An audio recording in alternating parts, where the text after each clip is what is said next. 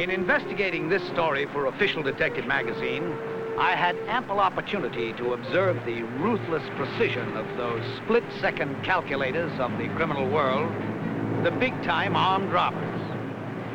This was the getaway car, waiting outside the cashier's office of the Branton Bakery, Los Angeles, California.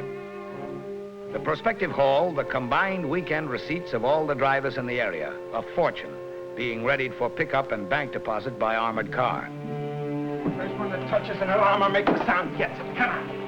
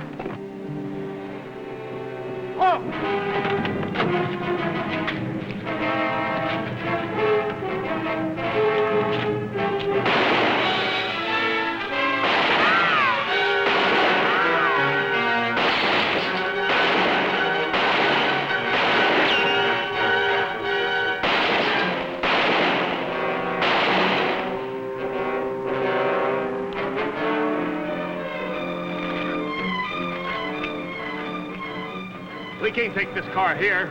I'll grab that company car over there. Wait here for me.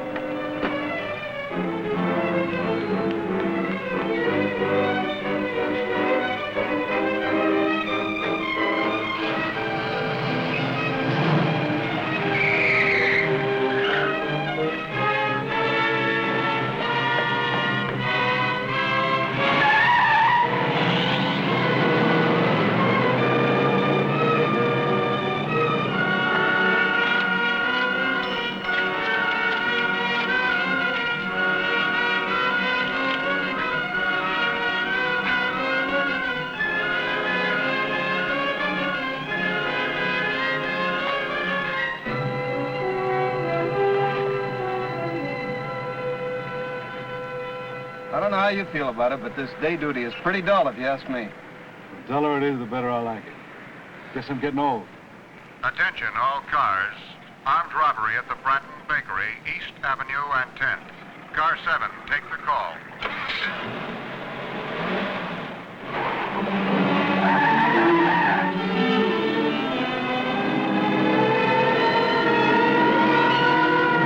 Car 5, also take the call. Acknowledge. Car 5, also take the call. Acknowledge. That's Jackson. It's his district. Well, maybe he's out of his car already. Car 5. Car 5, acknowledge. Come in, 5.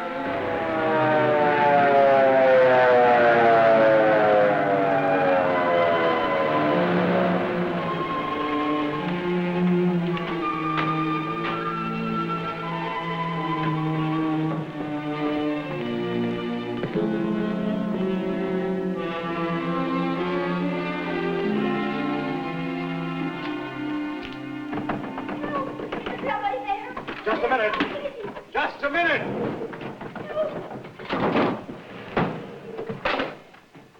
All right, come on. All right, everyone in the office. Now, don't touch anything. Now, can you give me a description, please? Oh, well, there were two of them. They were both about medium height. One was a little taller, and the other one was about your size. They had on hats, but no masks. They were young, not over 30. How were they dressed? Oh, well, they both had on overcoats, a kind of a light colored. Mm-hmm. I'll get it on the air immediately. You check and see if you can find any more evidence. Okay. You don't notice anything else that we might be able to use on this?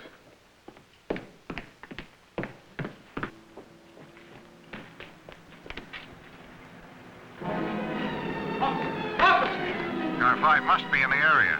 Officer, listen to me. Stand by. The police officer's been shot. He's right over there between the trucks. I have information that officer's shot. We'll check with you as soon as I get back.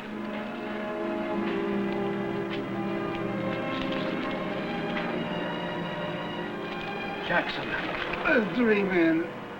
3 men. Do you know him well? Yes. He's my brother-in-law. Call an ambulance, please. Right.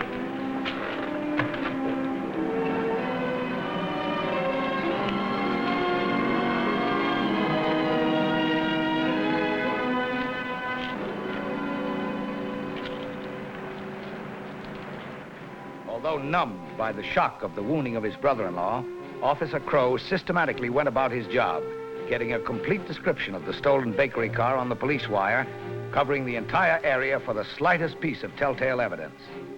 Then a report came into police headquarters that a storekeeper several miles from the bakery had witnessed 3 men abandon a Branton bakery car and run to a green convertible with California plates.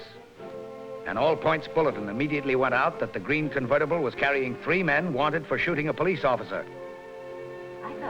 You want to get over to your sister's and break the news to her about Jackson's being wounded? How do you tell a woman who's about to have a baby that her husband's just been seriously wounded?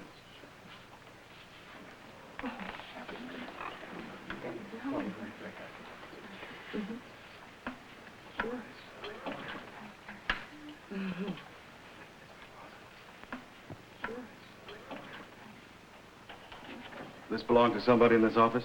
Oh, no. Maybe one of the stick-up men had a ring, and in the excitement, he lost it. Well, leave it to me. I'll have it run through the lab. Get over to your sister's before she hears it on the newscast.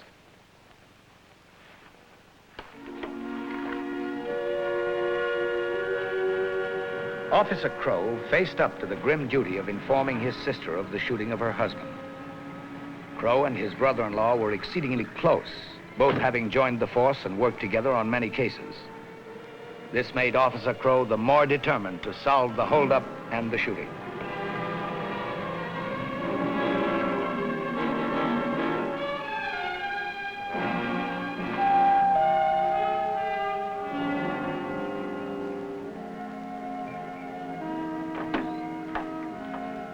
Well, Officer Crow, my favorite detective.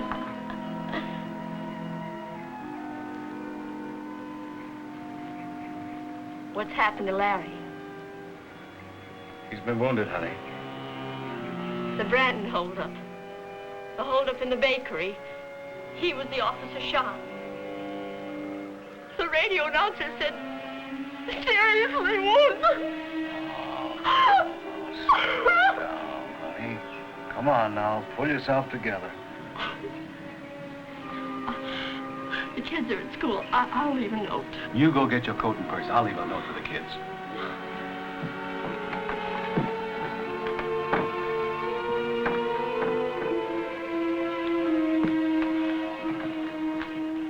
Wait here. Note on the front table.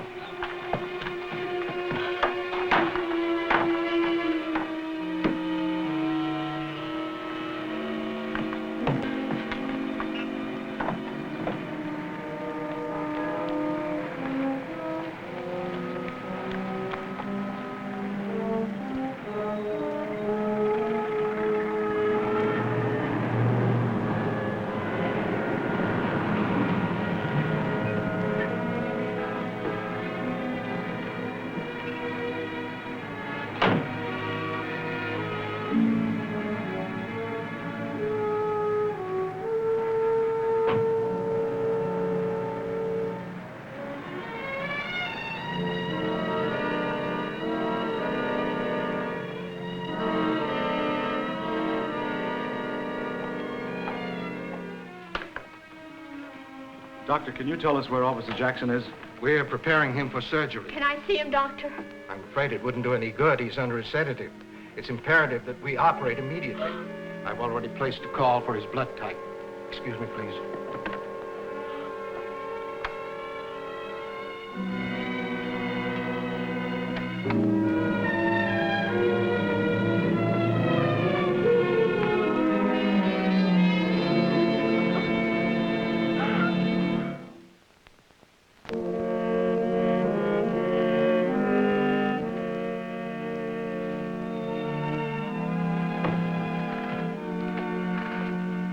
It's all right. You've got nothing to worry about.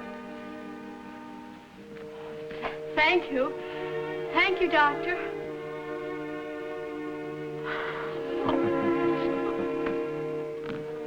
How'd she take it? Oh, she took it just fine. We've got every salient piece of information on the wire. Everyone in the department. The state police promised not to stop until we get them. Appreciate it. Any other reports on robberies involving 3 men? Now, this is the only one in recent months.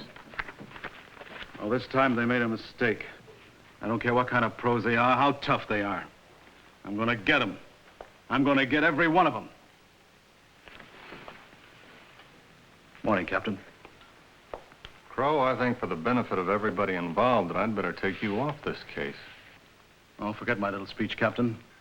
I'm afraid that because of Jackson, this case has too much personal connection for you. Oh, I never asked for a favor, Captain. Been on the force a long time. I'm sure Jackson wants it this way.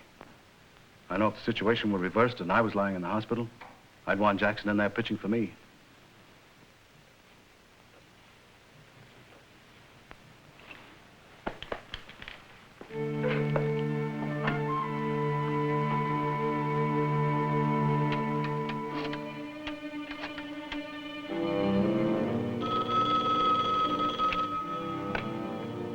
Detective Bureau, Officer Crow speaking.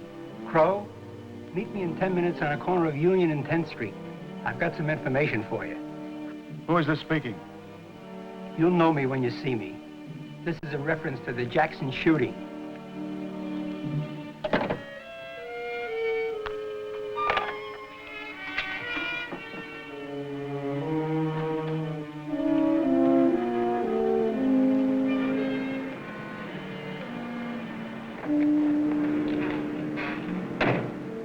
Smitty, why didn't you tell me it was you on the phone? Just because I happen to like you don't mean I feel the same about all cops.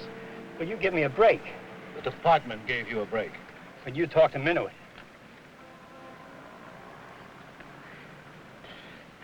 Now, you gotta understand, I ain't turning into a stoolie or anything like that. But when I read how your brother-in-law got it, I said to myself, Smitty, you ought to tell him what you know. Well, I'm waiting. You know that big 2-story house near the corner of Mariposa and Oak? Yeah? Well, how does that old house tie in with the shooting? Look, you're the detective, not me. Start working. You watch that house. But, Smitty, I want... Don't ask me anymore because I ain't gonna tell you. You think I want to get killed or something? Just watch that house.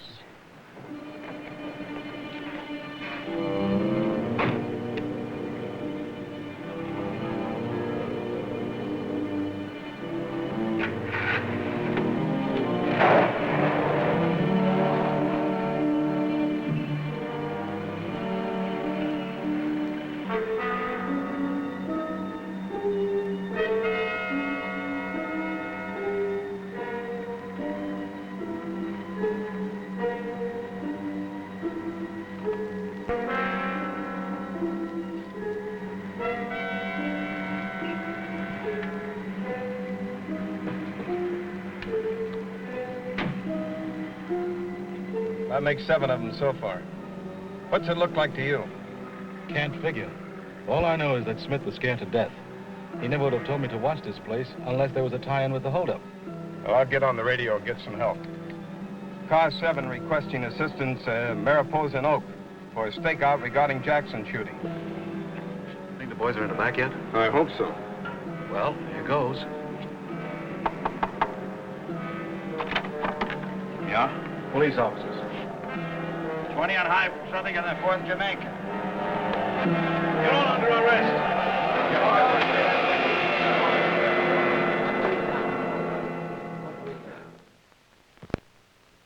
The rest of that day and halfway through the night, the detectives questioned the men. Witnesses from the bakery looked them over in the lineup and agreed unanimously the bandits were not among them. Charged with gambling, all 5 were released on bond. Before the ink was dry on the blotter, Officer Crow received another call from his tipster, Smitty. You sure muffed it tonight, my friend, when you let Tom get away. Tom who? We didn't nail any Tom. I don't know his last name. He's the guy that drives that green convertible. Sits in that horse room all the time. Why don't you ask Lorenzo, the guy that runs that book?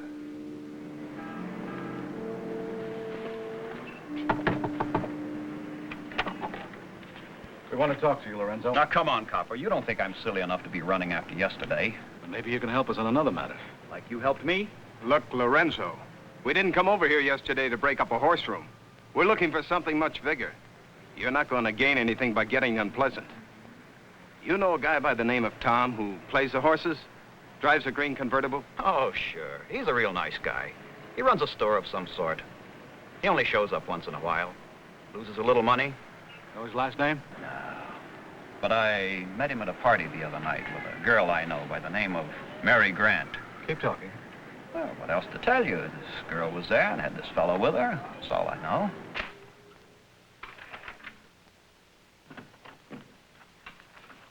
What have you got on this Grant? I'm waiting for a rundown now. Officer Crow. Yes. Last known address? Yeah. 3 prior arrests. Let's go out and have a talk with Miss Grant.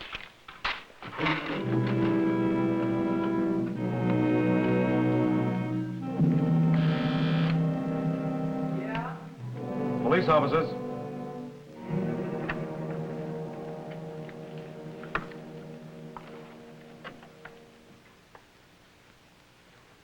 Come in. Well, what am I supposed to have done this time? We just want a little information. Where's Tom? Tom? Tom who? Don't give us a runaround, Mary. We're looking for your boyfriend, Tom. You know, the one you were at the party with the other night? Oh, that Tom. He isn't my boyfriend, he's my cousin. It's the first time I've seen him in 4 or 5 years. What's his full name? Thomas, but they call him Tom. Tom what? Oh, Tom Justin. No, we can find him? I just ran into him accidentally the other night. I tell you, it's the first time I've seen him in 4 or 5 years. Not since he used to work over at the bakery. Officer Biggs checked the bakery records and learned Thomas Justin had been discharged some 5 years ago. Meanwhile, at the Police Bureau of Identification, Officer Crow learned from the files that Justin had once served time in Colorado for armed robbery. And, more important, his 2 former associates were now living in Los Angeles. 24-hour stakeouts kept Justin's residence as well as his associates under surveillance.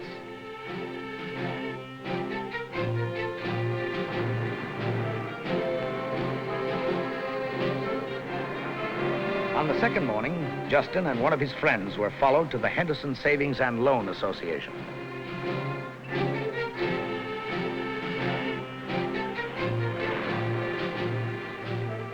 With the 3 bandits' every move watched constantly, Captain O'Toole began to make plans, convinced they were on the right trail at last. There's no question that the bandits were casing the Saving and Loan Association. They've been there twice. The first time 2 of them went in, and on the second trip, the other one went in. You men continue with your stakeout. Don't let them out of your sight. I'll notify the Savings and Loan Company. We'll give them plenty of rope to hang themselves with.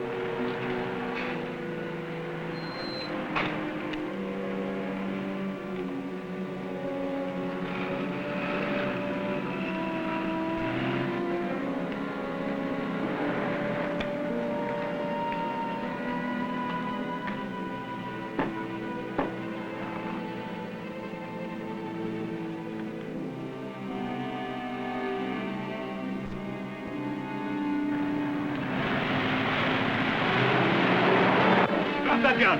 Get out of the car. You're under arrest.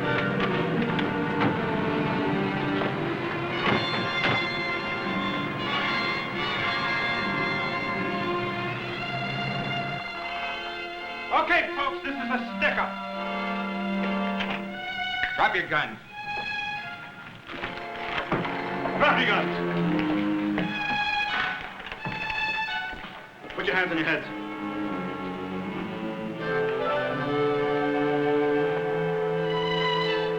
All right.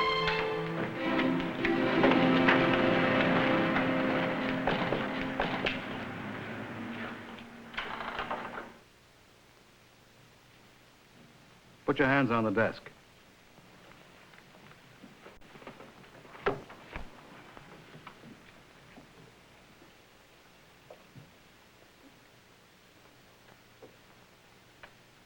All right.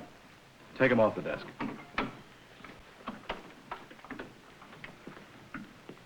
Pick this up in the drawer of Tom Justin's room.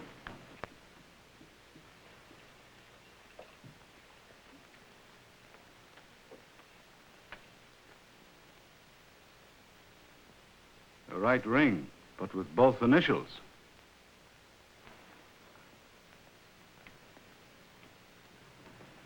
You made a real bad mistake when you had this new initial put on after you lost the one at the bakery. You forgot about our lab work, Tom.